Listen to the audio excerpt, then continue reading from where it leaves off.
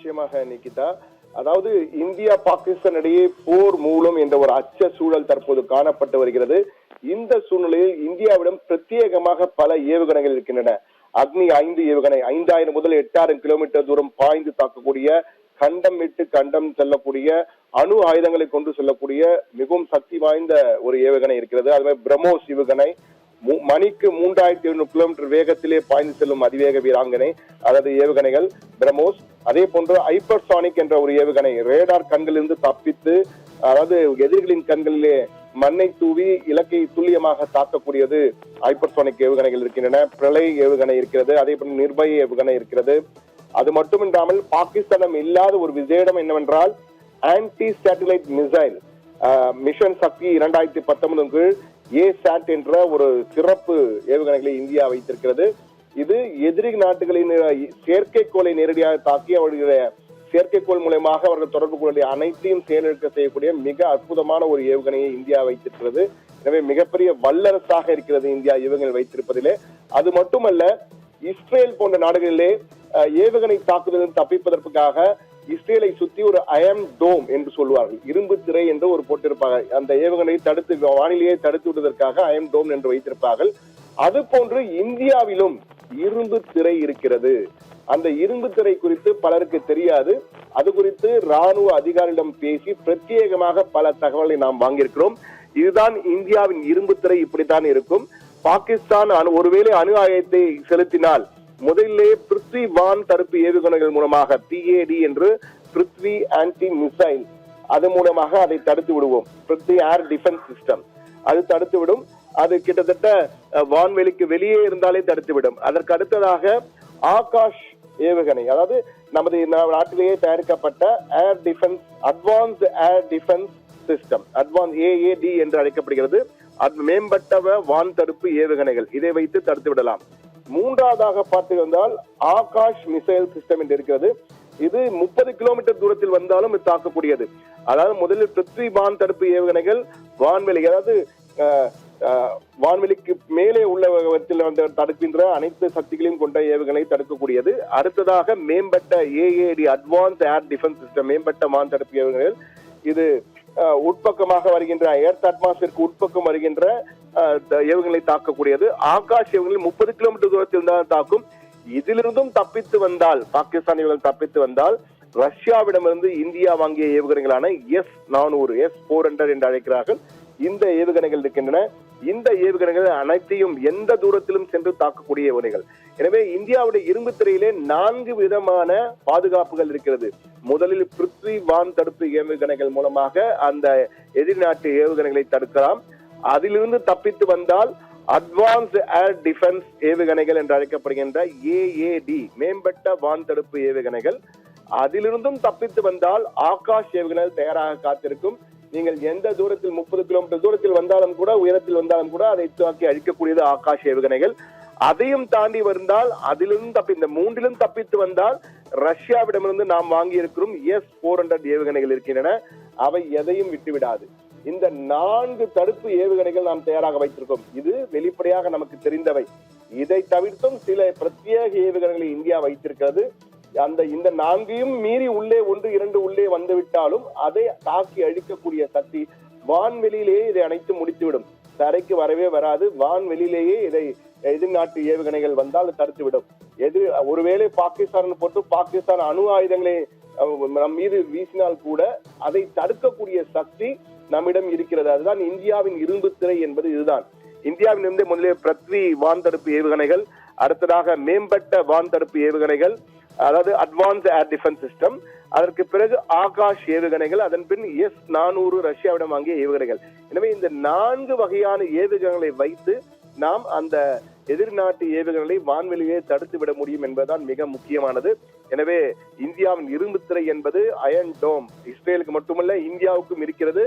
எனவே இந்தியாவின் இரும்பு திரையை தாண்டி எதிரி நாட்டு ஏவுகணைகள் உள்ளே வருவது என்பது மிக மிக மிக கடினம், அரிய நிகழ்வாகத்தான் இருக்கும்.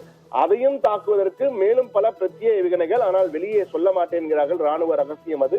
அந்த ஏவுகணைகளை பயன்படுத்தி அவற்றை தகர்த்து விடுவார்கள் என்பதுதான் மிக முக்கியமானது. அதே போன்று இந்தியாவுடைய அணு ஆயுத சக்தி என்றால் மிகப்பெரிய அளவுக்கு அணு ஆயுத சக்தி இந்தியா கொண்டிருக்கிறது என்றான் கூட வேண்டும். அதாவது இந்தியாவுடைய நியூக்ளியர் கேப்பபிலிட்டி என்று பார்த்தால் மிகப்பெரிய நியூக்ளியர் ட்ரையர்ட் என்பார்கள். அதாவது முப்படைகளிலும் 3 படைகள், தரைப்படை, கப்பற்படை, வான்படை என 3 படைகளையும் சேர்த்து இந்தியாவுடைய அணு ஆயுதங்களின் முச்சக்தி என்பது மிகப்பெரிய அளவுக்கு இருக்கிறது. அதாவது நீங்கள் பார்த்தீர்கள் என்றால் இந்தியாவுடைய சக்தி என்று பார்க்கும் பொழுது தரைப்படையிலே பிருத்வி ஏவுகணைகள் எல்லாம் வைத்திருக்கிறார்கள். எனவே அக்னி, பிருத்வி என பல ஏவுகணைகளை இவற்றை வைத்து மிக தெளிவாக ICBM என்று அழைக்கப்படுகின்ற இன்டர் கான்டினென்டல் பேலஸ்டிக் மிசைல்ஸ், கண்டம் விட்டு கண்டம் பாயும் ஏவுகணைகளை அடுக்கடுக்காக இந்தியா வைத்திருக்கிறது. அணு ஆயுதங்களை சுமந்து செல்லும், வெறும் வெடிமருந்துகளை சுமந்து செல்லும் மிக அற்புதமான ஏவுகணைகளை, அக்னி உள்ளிட்ட பல்வேறு ஏவுகணைகளை வைத்திருக்கிறார்கள். நிர்பய ஏவுகணை போன்ற பல ஏவுகணைகள், பிரளய ஏவுகணைகள் இருக்கின்றன. இவற்றையெல்லாம் வைத்து தரைப்படையின் மூலமாக மிக சுலபமாக மற்ற எதிரி நாட்டு ஏவுகணைகளை அழிப்பது மட்டுமில்லாமல் அவர்களுடைய இலக்குகளையும் துல்லியமாக அழிக்கக்கூடிய அளவுக்கு மிகவும் சக்தி வாய்ந்த ஏவுகணைகளை வைத்திருக்க தரைப்படை. அடுத்ததாக நீங்கள் விமானப்படையை பார்க்கலாம். விமானப்படையை பார்த்துக்கொண்டால் ஸ்டெல்த் பாம்பர்ஸ் வித் நியூக்ஸ் என்று அழைக்கிறார்கள். அதாவது ஸ்டெல்த் என்றால் கண்களுக்கு மறைந்துவிடும், நம் கண்களுக்கு தென்படாமல் சென்று தாக்கக்கூடிய விமானங்களை இந்தியா வைத்திருக்கிறது. இந்த ஸ்டெல்த் விமானங்கள் என்பது உலகில் 4 வல்லரசுகள் தான் வைத்திருக்கின்றன. அமெரிக்கா, சீனா, ரஷ்யா, இந்தியா இவைதான் வைத்திருக்கின்றன. இந்த ஸ்டெல்த் விமானங்கள் என்பது மிக மிக அற்புதமான விமானங்கள். கண்களுக்கே தெரியாமல் குண்டுகளை வீசிவிட்டு செல்லும். அத்தகைய விமானங்களை நாம் வைத்திருக்கிறோம். அதன் மூலமாக அணு ஆயுதங்களை எதிரிகளின் கண்களுக்கு புலப்படாமல் அவர்களுக்கு நமக்கு எந்த இலக்கில் வேணுமோ அந்த இலக்கில் அவர்கள் நாட்டிலே சென்று போட்டுவிட்டு வந்துவிடும். அப்படிப்பட்ட அற்புதமான அணு ஆயுதத்தை தாங்கி செல்லும் ஏவுகணை கொண்ட மறைவு திறன் விமானங்களை இந்தியா வைத்திருக்கிறது. விமானப்படையிலே இதை மட்டும் ஏகப்பட்ட வைத்திருக்கிறது. இதில் மிக முக்கியமான இந்த ஸ்டெல்த் பாம்பர்ஸ் வைத்திருக்கிறோம். அடுத்ததாக கப்பற்படை எடுத்துக்கொண்டால் கப்பற்படையிலே மிக சிறப்பாக பாலிஸ்டிக் மிசைல் சப்மரைன்ஸ் நம்மிடம் இருக்கிறது. அதாவது நீர்மூழ்கிலிருந்து கண்டம் விட்டு கண்டம் பாயும் ICBM இருக்கிறது நமக்கு. அடுத்த நீர்மூழ்கின் மூலமாக மிக தெளிவாக எதிரி நாட்டு இலக்கினை அழிப்பது, அது மட்டுமல்ல அவர்களுடைய ஏவுகணைகளை அழிப்பது, துல்லியமாக நம் இலக்கினை குறிப்பிட்டு அங்கு சென்று தாக்குவது ஆகியவற்றை நீர்மொழிகள் மூலமாக செலுத்தக்கூடிய அணு ஆயுதங்களை ஏந்தி செல்லக்கூடிய நீர்மொழி ஏவுகணைகளையும் இந்தியா வைத்திருக்கிறது. எனவே மொத்தமாக நீங்கள் பார்த்திருந்தால் இந்தியாவின் முச்சக்தி, அணு ஆயுதங்களின் முச்சக்தியை இந்தியா வைத்திருக்கும் 4 நாடுகள் தான் உலகத்தில் இந்த 3 படைகளிலும் வைத்திருக்கிறது. விமானப்படை, கப்பற்படை, தரைப்படை என 3லும் வைத்திருக்கும் வல்லரசு நாடுகளிலே இந்தியா 4வது இடத்தில் இருக்கிறது. 4 நாடுகள் தான் வைத்திருக்கின்றன. சீனா, அமெரிக்கா, ரஷ்யா, இந்தியா ஆகிய 4 நாடுகள் தான். எனவே ஒருவேளை பாகிஸ்தான் போர் மூலம்போது இந்தியாவுடைய இந்த அணு ஆயுத படையை சமாளிப்பது என்பது பாகிஸ்தானுக்கு ஒரு பிரம்ம பிரயத்தனம் என்பார்கள். அது போன்ற மிகப்பெரிய கடும் சவால். அதாவது சீனாவின் முழு ஆதரவு வேண்டும், அமெரிக்காவின் முழு ஆதரவு வேண்டும். இந்த நாடுகளின் ஆதரவு இருந்தால்தான், முழுமையாக இருந்தால்தான் இந்தியாவுடைய இந்த முச்சக்தி, அணு ஆயுதங்களின் முச்சக்தி அவர்களால் சமாளிக்க முடியும் என்பதுதான் யதார்த்தமாக இருக்கிறது. அது மட்டுமல்ல, பாகிஸ்தானிலே நமக்கு ராணுவ அதிகாரிகள் சிலரிடம் பேசிய போது அவர்கள் பகிர்ந்த தகவலின் மூலமாக பாகிஸ்தானிலே எங்கெல்லாம் அணு ஆயுதங்களை வைத்திருக்கிறார் என்ற தகவலும் இந்தியாவிடம் இருக்கிறது. இந்தியா ராணுவ அதிகாரிகள் பகிர்ந்த தகவல் தான் இது. இந்த பாகிஸ்தானிலே நிலத்திற்கு அடியிலே அண்டர் கிரவுண்டில் தான் அந்த மறைத்து வைத்திருக்க அணு ஆயுதங்களை. அதே போன்று கடல் வழியிலும் அவர்கள், கடல் வழி அல்ல, விமான தளங்களில் அந்த அணு ஆயுதங்கள் சுமந்து விமான தளங்களில் எல்லாம் முக்கியமான சில விமான தளங்களில் அணு ஆயுதங்களை வைத்திருக்கிறார்கள். நிலத்திற்கு அடியில் என்று பார்த்தால் குஜ்ரன்பாலா, சர்கோதா, பனோஹில், குஸ்தர், அக்னோ ஆகிய 5 இடங்களிலும், விமான தளங்கள் என்று பார்த்தால் மின்னாஸ், ரஃபீக், அதே போன்ற ஷாபாஸ், மஸ்ரூர் ஆகிய இடங்களில் தான் அந்த அணு ஆயுதங்களை பாகிஸ்தான் மறைத்து வைத்திருக்கிறது. எனவே இந்தியாவுக்கு எங்கெங்கு இலக்கு என்று தெரிந்திருக்கிறது. எனவே அந்த இலக்கினை நோக்கி துல்லியமாக நமது ஏவுகணைகளை செலுத்தி அதை அழிப்பதற்கான வழிமுறைகள் இந்தியாவிடம் நிறைய இருக்கின்றன. அதே போன்று இந்தியாவில் உள்ள இடங்கள் குறித்து பாகிஸ்தானிடமும் நிச்சயமாக அவர்களும் வைத்திருப்பார்கள். ஆனால் இந்தியாவின் சக்தியை ஒப்பிடும் பொழுது பாகிஸ்தான் சக்தி என்பது நம்முடைய ராணுவ அதிகாரி கூறுவது என்னவென்றால் 50% தான் இருக்கிறது. நமக்கு 100 என்றால் அவர்கள் 50 என்ற வகையில் தான் இருக்கிறது.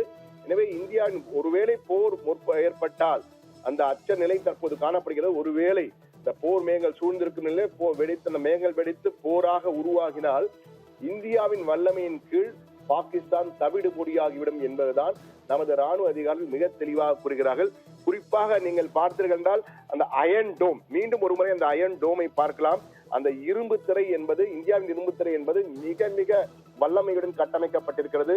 எந்த ஏவுகணை வந்தால் முதலில் பிருத்வி வான் தடுப்பு ஏவுகணைகள் மூலமாக அதை முதலிலேயே அழித்துவிடும், வான்வெளியில் மேலேயே அழித்துவிட முடியும். ஒருவேளை அந்த வான்வெளி கீழே வரும்பொழுது மேம்பட்ட அட்வான்ஸ் ஏர் டிஃபென்ஸ் சிஸ்டம், மேம்பட்ட வான் தடுப்பு ஏவுகணைகள் தயாராக காத்திருப்பதை அழிப்பதற்கு. எனவே பாகிஸ்தான் எந்த வகையான ஏவுகணை அனுப்பினாலும் அடுத்ததாக இரண்டும் தப்பி வந்தால் ஆகாஷ் ஏவுகணை காத்திருக்கும், அதன் மூலமாக நிர்மூலமாக்கி விடலாம். ஒருவேளை இந்த பிஏடி ஏஏடி ஆகாஷை தாண்டி வந்தாலும் S-400 ஏவுகணைகள் ரஷ்யாவிடமிருந்து வாங்கியவை மிக அற்புதமாக அதிவேகத்திலே சென்று எதிரிகளின் இலக்கை துல்லியமாக அழிக்கக்கூடியவை. அவற்றை வைத்து வானிலேயே கபலீகரம் செய்துவிடலாம், அவர்களை புஸ்வானம் ஆகிவிடலாம் என்ற வகையில் தான் இந்தியாவின் வல்லமை இருக்கிறது. எனவே இந்தியாவின் இரும்பு திரை என்பது இதுவரை பலருக்கும் அறியாத செய்தி. அந்த ஏனால் இஸ்ரேலில் மட்டும்தான் அயர்ன் டோம் இருக்கிறது என்று நாம் கேள்விப்பட்டிருக்கிறோம். ஆனால் இந்தியாவுக்கும் இரும்பு திரை இருக்கிறது. வான்வெளி பாதுகாப்பின் மூலமாக ஏவுகணைகளை எங்கு நின்று எதிரிகள் வீசினாலும் அதை அழித்துவிடக்கூடிய வல்லமையை இந்தியா படைத்திருக்கிறது என்பதுதான் இந்த பிரத்யேக செய்தியின் மூலமாக நாம் நேயர்களுக்கு கொடுத்திருக்கிறோம்.